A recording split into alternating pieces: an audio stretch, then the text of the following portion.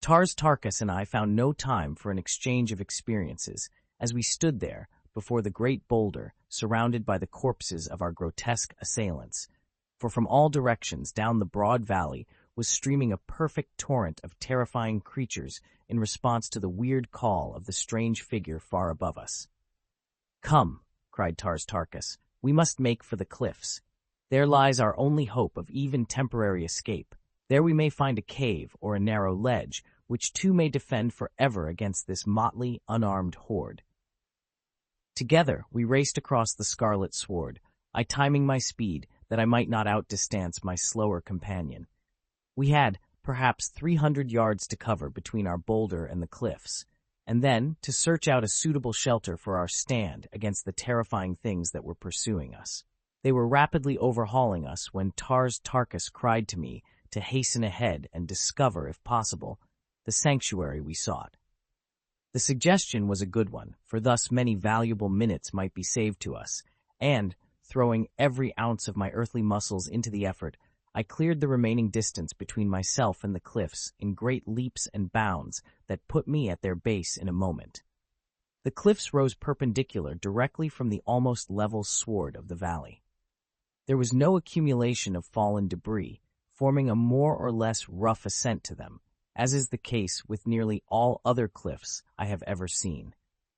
The scattered boulders that had fallen from above and lay upon or partly buried in the turf were the only indication that any disintegration of the massive, towering pile of rocks ever had taken place. My first cursory inspection of the face of the cliffs filled my heart with forebodings, since nowhere could I discern, except where the weird herald stood still shrieking his shrill summons, the faintest indication of even a bare foothold upon the lofty escarpment. To my right, the bottom of the cliff was lost in the dense foliage of the forest, which terminated at its very foot, rearing its gorgeous foliage fully 1,000 feet against its stern and forbidding neighbor.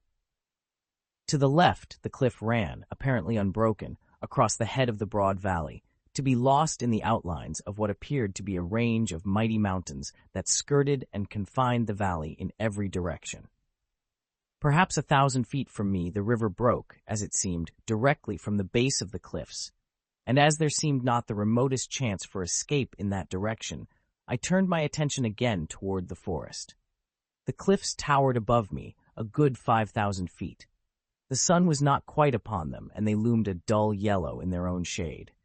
Here and there they were broken with streaks and patches of dusky red, green, and occasional areas of white quartz. Altogether, they were very beautiful, but I fear that I did not regard them with a particularly appreciative eye on this, my first inspection of them. Just then I was absorbed in them only as a medium of escape, and so as my gaze ran quickly, time and again, over their vast expanse in search of some cranny or crevice, I came suddenly to loathe them as the prisoner must loathe the cruel and impregnable walls of his dungeon. Tars Tarkas was approaching me rapidly, and still more rapidly came the awful horde at his heels.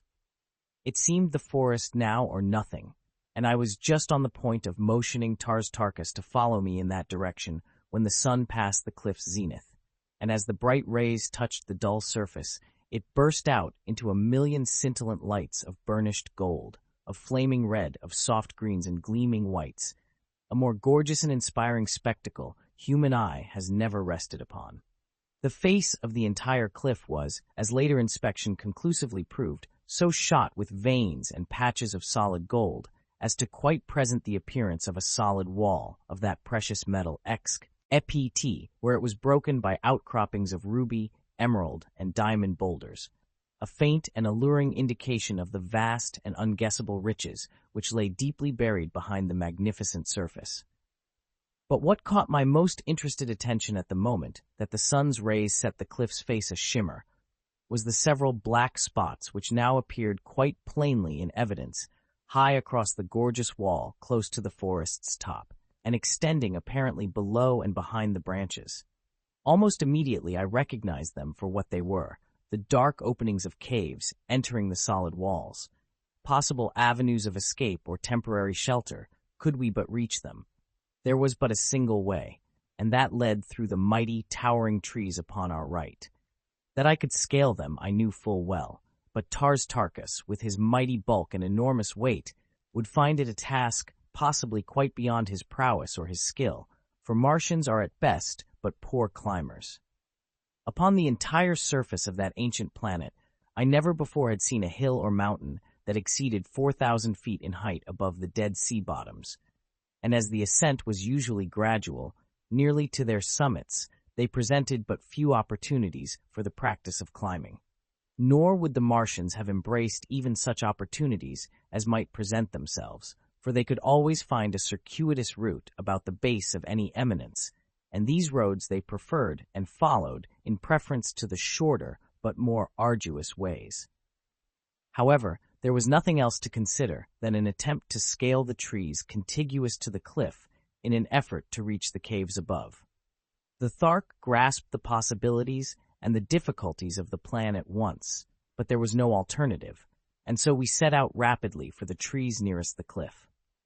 Our relentless pursuers were now close to us, so close that it seemed that it would be an utter impossibility for the Jeddak of Thark to reach the forest in advance of them, nor was there any considerable will in the efforts that Tars Tarkas made, for the green men of Barsoom do not relish flight.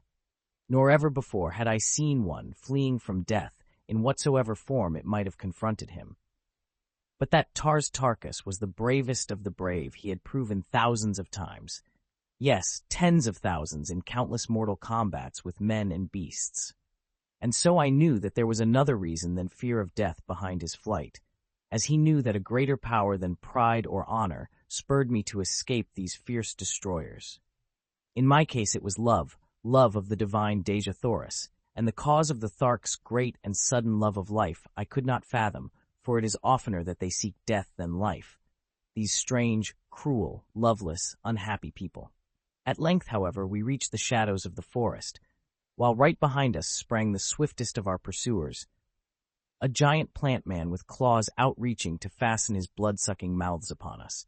He was, I should say, 100 yards in advance of his closest companion, and so I called to Tars Tarkas to ascend a great tree that brushed the cliff's face while I dispatched the fellow, thus giving the less agile Thark an opportunity to reach the higher branches before the entire horde should be upon us, and every vestige of escape cut off.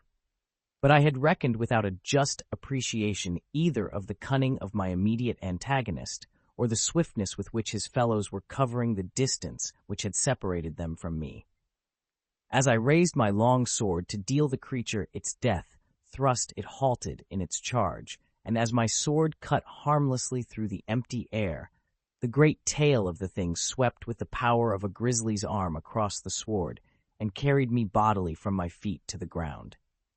In an instant, the brute was upon me, but ere it could fasten its hideous mouths into my breast and throat, I grasped a writhing tentacle in either hand. The plant man was well-muscled, heavy, and powerful, but my earthly sinews and greater agility, in conjunction with the deathly stranglehold I had upon him, would have given me, I think, an eventual victory, had we had time to discuss the merits of our relative prowess uninterrupted.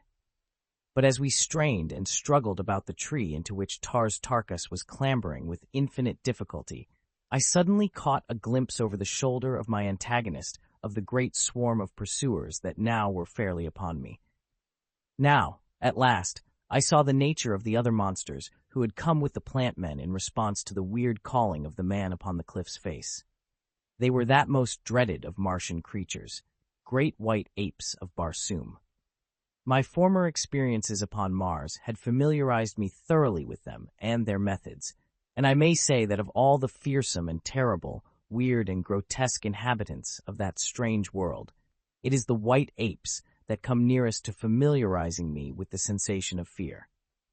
I think that the cause of this feeling which these apes engender within me is due to their remarkable resemblance in form to our Earthmen, which gives them a human appearance that is most uncanny when coupled with their enormous size.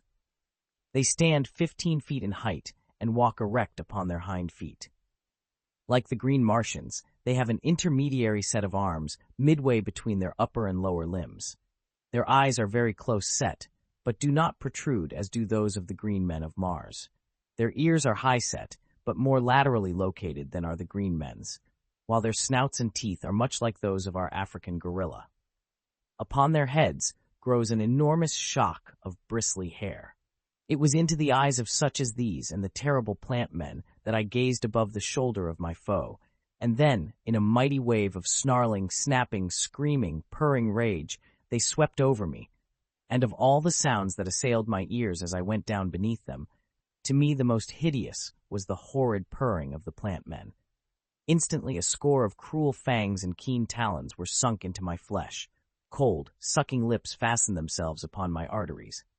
I struggled to free myself, and even though weighed down by these immense bodies, I succeeded in struggling to my feet, where, still grasping my long sword and shortening my grip upon it until I could use it as a dagger, I wrought such havoc among them that at one time I stood for an instant free. What it has taken minutes to write occurred in but a few seconds, but during that time Tars Tarkas had seen my plight and had dropped from the lower branches, which he had reached with such infinite labor, and as I flung the last of my immediate antagonists from me, the great Thark leaped to my side, and again we fought, back to back, as we had done 100 times before. Time and again the ferocious apes sprang in to close with us, and time and again we beat them back with our swords.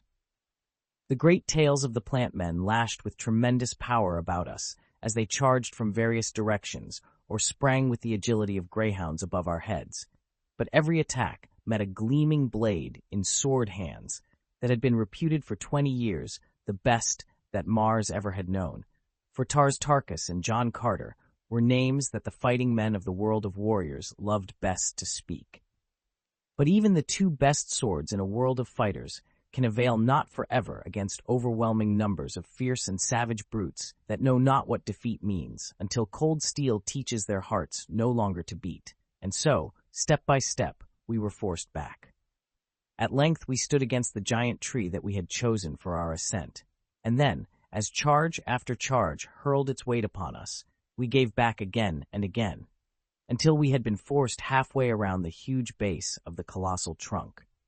Tars Tarkas was in the lead, and suddenly I heard a little cry of exultation from him. "Here is shelter for one at least, John Carter," he said, and glancing down, I saw an opening in the base of the tree about 3 feet in diameter. "In with you, Tars Tarkas," I cried, but he would not go, saying that his bulk was too great for the little aperture, while I might slip in easily. "We shall both die if we remain without, John Carter. Here is a slight chance for one of us. Take it, and you may live to avenge me. It is useless for me to attempt to worm my way into so small an opening with this horde of demons besetting us on all sides." "Then we shall die together, Tars Tarkas," I replied, "for I shall not go first. Let me defend the opening while you get in, then my smaller stature will permit me to slip in with you before they can prevent." We still were fighting furiously as we talked in broken sentences, punctured with vicious cuts and thrusts at our swarming enemy. At length he yielded, for it seemed the only way in which either of us might be saved from the ever-increasing numbers of our assailants, who were still swarming upon us from all directions across the broad valley. "It was ever your way, John Carter, to think last of your own life," he said, "but still more your way to command the lives and actions of others, even to the greatest of Jedaks who rule upon Barsoom." There was a grim smile upon his cruel, hard face as he, the greatest Jednak of them all, turned to obey the dictates of a creature of another world, of a man whose stature was less than half his own. "If you fail, John Carter," he said, "know that the cruel and heartless Thark, to whom you taught the meaning of friendship, will come out to die beside you." "As you will, my friend," I replied, "but quickly now, head first, while I cover your retreat." He hesitated a little at that word, for never before, in his whole life of continual strife, had he turned his back upon aught than a dead or defeated enemy. "Haste, Tars Tarkas," I urged, "or we shall both go down to profitless defeat. I cannot hold them forever alone." As he dropped to the ground to force his way into the tree, the whole howling pack of hideous devils hurled themselves upon me. To right and left flew my shimmering blade, now green with the sticky juice of a plant man, now red with the crimson blood of a great white ape. But always flying from one opponent to another, hesitating but the barest fraction of a second to drink the lifeblood in the center of some savage heart. And thus I fought as I never had fought before, against such frightful odds that I cannot realize even now that human muscles could have withstood that awful onslaught, that terrific weight of hurtling tons of ferocious, battling flesh. With the fear that we would escape them, the creatures redoubled their efforts to pull me down, and though the ground about me was piled high with their dead and dying comrades, they succeeded at last in overwhelming me, and I went down beneath them for the second time that day, and once again felt those awful sucking lips against my flesh.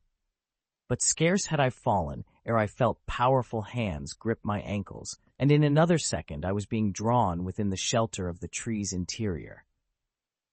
For a moment it was a tug-of-war between Tars Tarkas and a great plant man who clung tenaciously to my breast, but presently I got the point of my long sword beneath him, and with a mighty thrust pierced his vitals.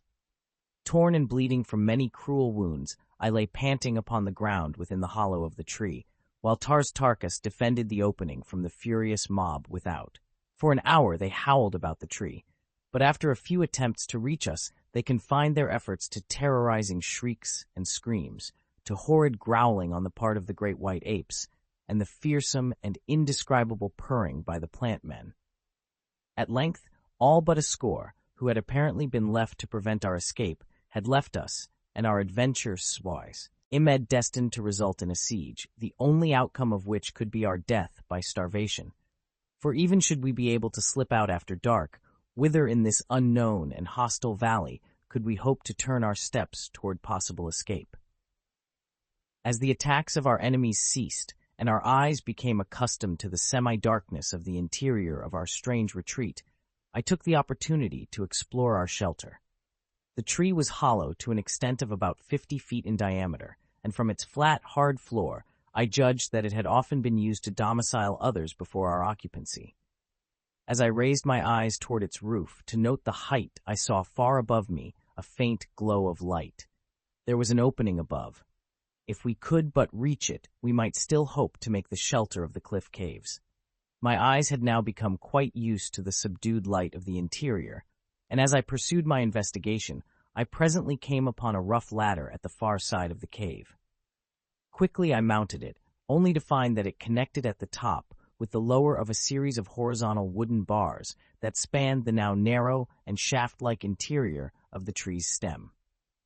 These bars were set one above another, about 3 feet apart, and formed a perfect ladder as far above me as I could see. Dropping to the floor once more, I detailed my discovery to Tars Tarkas, who suggested that I explore aloft as far as I could go in safety while he guarded the entrance against a possible attack. As I hastened above to explore the strange shaft, I found that the ladder of horizontal bars mounted always as far above me as my eyes could reach, and as I ascended, the light from above grew brighter and brighter. For fully 500 feet I continued to climb, until at length I reached the opening in the stem which admitted the light. It was of about the same diameter as the entrance at the foot of the tree, and opened directly upon a large flat limb, the well-worn surface of which testified to its long continued use as an avenue for some creature to and from this remarkable shaft. I did not venture out upon the limb for fear that I might be discovered and our retreat in this direction cut off, but instead hurried to retrace my steps to Tars Tarkas. I soon reached him, and presently we were both ascending the long ladder toward the opening above. Tars Tarkas went in advance, and as I reached the first of the horizontal bars, I drew the ladder up after me, and handing it to him, he carried it 100 feet further aloft, where he wedged it safely between one of the bars and the side of the shaft. In like manner, I dislodged the lower bars as I passed them, so that we soon had the interior of the tree denuded of all possible means of ascent for a distance of 100 feet from the base, thus precluding possible pursuit and attack from the rear. As we were to learn later, this precaution saved us from dire predicament and was eventually the means of our salvation. When we reached the opening at the top, Tars Tarkas drew to one side that I might pass out and investigate, as, owing to my lesser weight and greater agility, I was better fitted for the perilous threading of this dizzy, hanging pathway. The limb upon which I found myself ascended at a slight angle toward the cliff, and as I followed it, I found that it terminated a few feet above a narrow ledge which protruded from the cliff's face at the entrance to a narrow cave. As I approached the slightly more slender extremity of the branch, it bent beneath my weight until, as I balanced perilously upon its outer tip, it swayed gently on a level with the ledge at a distance of a couple of feet. 500 feet below me lay the vivid scarlet carpet of the valley. Nearly 5,000 feet above towered the mighty, gleaming face of the gorgeous cliffs. The cave that I faced was not one of those that I had seen from the ground, and which lay much higher, possibly 1,000 feet. But so far as I might know it, was as good for our purpose as another, and so I returned to the tree for Tars Tarkas. Together, we wormed our way along the waving pathway, but when we reached the end of the branch, we found that our combined weight so depressed the limb that the cave's mouth was now too far above us to be reached. We finally agreed that Tars Tarkas should return along the branch, leaving his longest leather harness strap with me, and that when the limb had risen to a height that would permit me to enter the cave, I was to do so, and on Tars Tarkas' return, I could then lower the strap and haul him up to the safety of the ledge. This we did without mishap, and soon found ourselves together upon the verge of a dizzy little balcony, with a magnificent view of the valley spreading out below us. As far as the eye could reach, gorgeous forest and crimson sward skirted a silent sea, and about all towered the brilliant monster guardian cliffs. Once we thought we discerned a gilded minaret gleaming in the sun amidst the waving tops of far-distant trees, but we soon abandoned the idea in the belief that it was but an hallucination born of our great desire to discover the haunts of civilized men in this beautiful yet forbidding spot.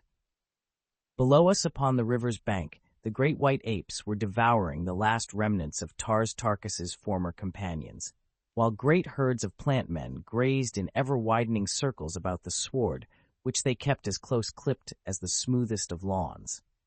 Knowing that attack from the tree was now improbable, we determined to explore the cave, which we had every reason to believe was but a continuation of the path we had already traversed, leading the gods alone knew where, but quite evidently away from this valley of grim ferocity. As we advanced, we found a well-proportioned tunnel cut from the solid cliff. Its walls rose some 20 feet above the floor, which was about 5 feet in width. The roof was arched. We had no means of making a light, and so groped our way slowly into the ever-increasing darkness.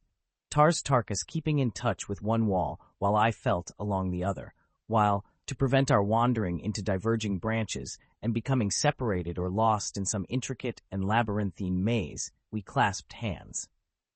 How far we traversed the tunnel in this manner I do not know, but presently we came to an obstruction which blocked our further progress. It seemed more like a partition than a sudden ending of the cave, for it was constructed not of the material of the cliff, but of something which felt like very hard wood. Silently I groped over its surface with my hands, and presently was rewarded by the feel of the button which as commonly denotes a door on Mars as does a door-knob on Earth. Gently pressing it, I had the satisfaction of feeling the door slowly give before me, and in another instant we were looking into a dimly lighted apartment, which, so far as we could see, was unoccupied. Without more ado, I swung the door wide open, and followed by the huge Thark, stepped into the chamber. As we stood for a moment in silence, gazing about the room, a slight noise behind caused me to turn quickly, when, to my astonishment, I saw the door close with a sharp click, as though by an unseen hand. Instantly I sprang toward it to wrench it open again, for something in the uncanny movement of the thing, and the tense and almost palpable silence of the chamber, seemed to portend a lurking evil lying hidden in this rock-bound chamber within the bowels of the golden cliffs. My fingers clawed futilely at the unyielding portal, while my eyes sought in vain for a duplicate of the button which had given us ingress. And then, from unseen lips, a cruel and mocking peal of laughter rang through the desolate place.